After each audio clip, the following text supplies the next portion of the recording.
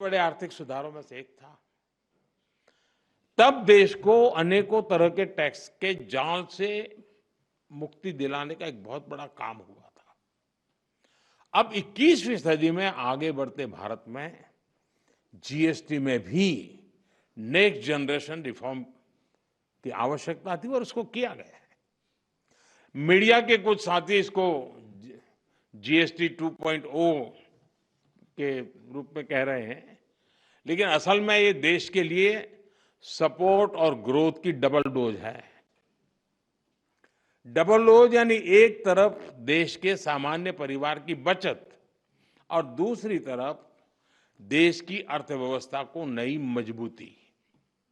नए GST reform से देश के हर परिवार को बहुत बड़ा फायदा होगा। गरीब, न्यू मिडिल क्लास, किसान, महिलाएं, स्टूडेंट्स, नौजवान सभी को जीएसटी टैक्स कम करने से जबरदस्त फायदा होने वाला है।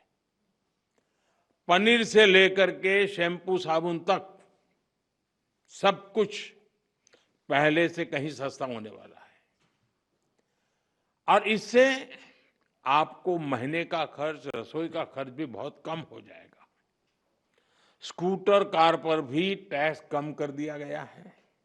इसका बहुत फायदा उन नौजवानों को होगा जो अभी अपनी नौकरी शुरू कर रहे हैं। जीएसटी कम करने से घर का बजट बनाने और अपनी लाइफस्टाइल अच्छी करने में भी आपको मदद मिलेगी। साथियों, कल जो निर्णय हुआ ये कितना सुखद है, इसका असली प्रभाव तब और पता चलेगा जब आप जीएसटी से पहले के टैक्स दरों को याद करेंगे। कभी कभी क्या होता है, पता ही नहीं रहता है कि अच्छा पहले ऐसा था, और इसलिए कभी कभी पहले की चीज याद करते हैं तब पता चलता है यहां से यहां चले गए।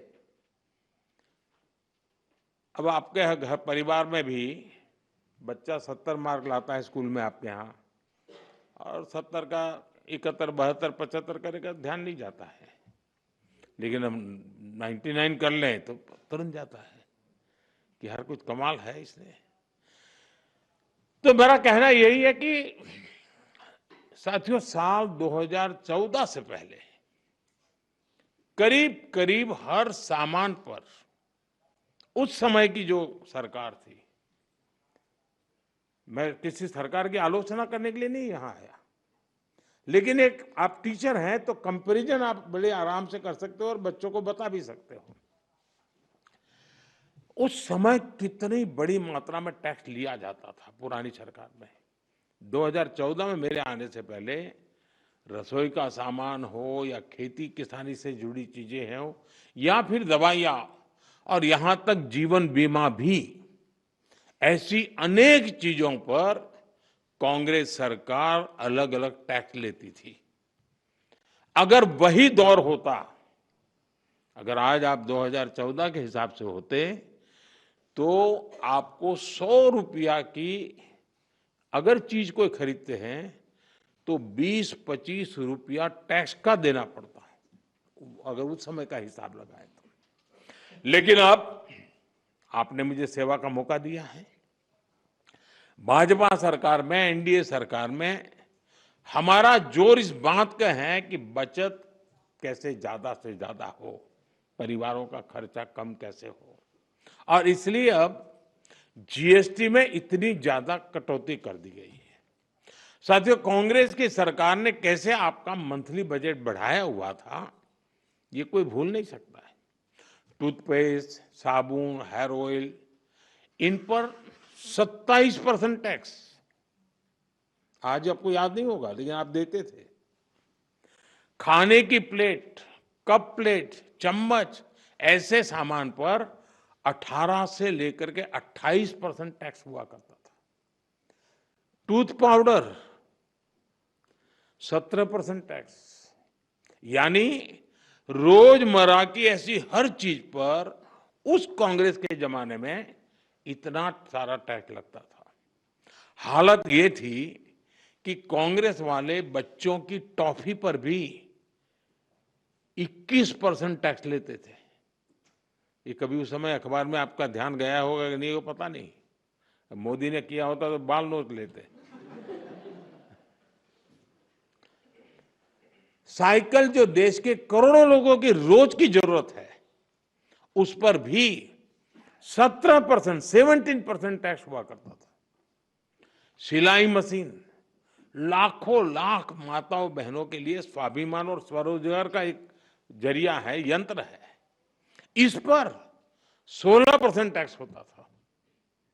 मिडिल क्लास के लिए घूमना फिरना तक कांग्रेस ने बहुत मुश्किल कर दिया था।